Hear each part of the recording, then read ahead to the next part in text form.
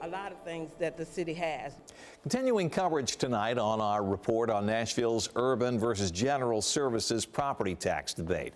One of the biggest differences for property owners is who pays for trash pickup. Those in the urban services district pay for it through their taxes. Folks in the general services district pay out of pocket. But the debate's getting louder because there's not much difference in the tax rate between those two districts anymore. Fox 17 News' Madeline Nolan live in North Nashville with what she has found. Yes, Scott, the big question now is what happens next? Does Metro expand trash services to areas outside of the urban services district, or can they close the gap or make that gap a little bit wider between the two? In Nashville, where you live still determines whether your trash is picked up by the city or out of your own pocket. People in the urban services district get trash pickup included, but in the general services district, many pay private companies.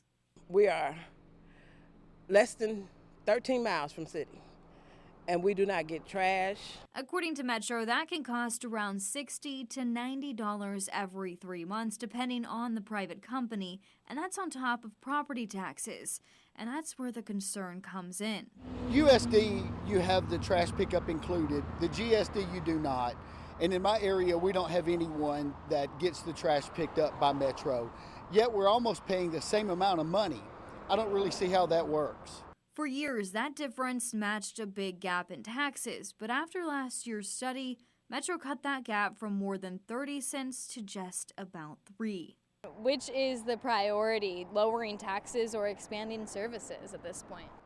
Either way, the property taxes need to come down, and the best way to do that is to cut some of the things that we're paying for now.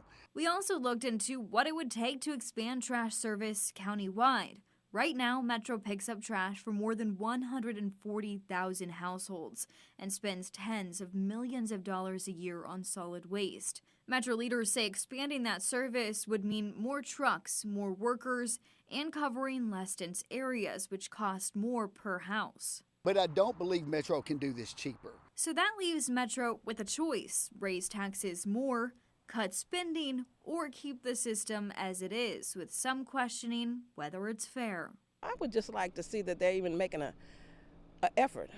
If it's even discussed, I don't even think they made an effort to put it on the table.